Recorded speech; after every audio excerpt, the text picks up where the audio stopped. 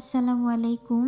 আজকে করছি হাতে মাখিয়ে ছোট বাটা মাছ রান্না, যার জন্য প্রথমে কড়াইতে নিয়ে নিলাম আলুগুলো ঠিক এইভাবে কেটে নিয়ে দিয়ে দিয়েছি বাটা মশলার মধ্যে এখানে দিয়েছি কাঁচামরিচ, রসুন, পেঁয়াজ ও আদা বাটা। এরপরে একে একে সব মশলাগুলো দিয়ে দিব।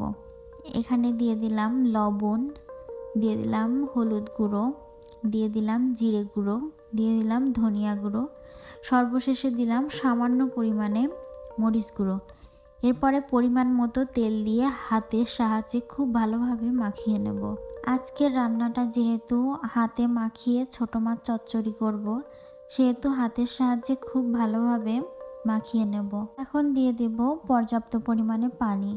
আপনারা চেষ্টা করবেন পানি এখনই পর্যাপ্ত পরিমাণে দেওয়ার, পরে কোনো রকম পানি ব্যবহার করবেন না। এখানে তরকারির প্রসেসটা কিন্তু আমার একেবারে কমপ্লিট। আমি এখন এটি চুলাতে বসিয়ে দেব। তবে হাতে মাখিয়ে রান্না করলে কিন্তু রান্না খুবই কম সময়ের মধ্যে হয়ে যায় এবং খেতে কিন্তু খুবই বেশি সুস্বাদু হয় অন্যান্য তরকারির তুলনায়। আলুটা 10 মিনিটের মতো কুক হওয়ার পরে এখানে দিয়ে দিব টমেটো। এখানে আমি 3টা টমেটো কেটে দিয়ে দিয়েছি, আপনারা চাইলে কম বেশি দিতে পারেন।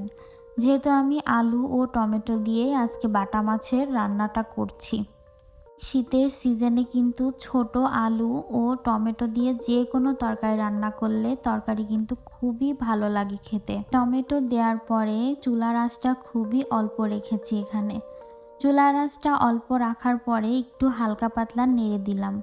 নাড়াচাড়া করার পরে এখানে দিয়ে দিলাম বেশ কয়েকটা কাঁচামরিচ। যেহেতু এখানে ঝালের পরিমাণ খুবই কম দিয়েছি আমি, তাই কাঁচামরিচ এভাবে কেটে উপর থেকে ছিটিয়ে দিলাম। তরকারিটা যখন এইভাবে হয়ে আসবে তখন এর উপরে আমি মাছগুলো দিয়ে দিব। এই মাছগুলো কিন্তু আমি কেটে লবণ ও হলুদ মাখিয়ে রেখে দিয়েছিলাম 10 মিনিটের মতো। মাছগুলো এখন তরকারির উপরে আস্তে আস্তে সবগুলো দিয়ে দিব। হাতে মাখা যে কোনো প্রকার তরকারি কিন্তু বেশি নাড়াচাড়া করা লাগে না। এখানে মাছটা কিন্তু সম্পূর্ণই কাঁচা এই পর্যায়ে, যার জন্য আমি বেশি একটা নাড়াচাড়া করব না, এতে মাছ ভেঙে যাবে। আরও 10 মিনিটের মতো রান্না করার পরে কিন্তু আমার রান্নার লুকটা ঠিক এইভাবে এসেছে। এ পর্যায়ে আমি হালকা একটু নাড়াচাড়া করে দিলাম। আমার কিন্তু এখানে ঝোলটা শুকিয়ে এসেছে, তার মানে আমার রান্নাটা কিন্তু হয়ে গেছে। দেখতে পাচ্ছেন মাশাআল্লাহ আমার তরকারির কালারটা কিন্তু অনেক সুন্দর এসেছে। আমি এখন চুলাটা বন্ধ করে দিব। আপনারা চাইলে বাসায় একদিন এই রেসিপিটা করে দেখতে পারেন, আশা করি আপনাদেরও অনেক ভালো লাগবে।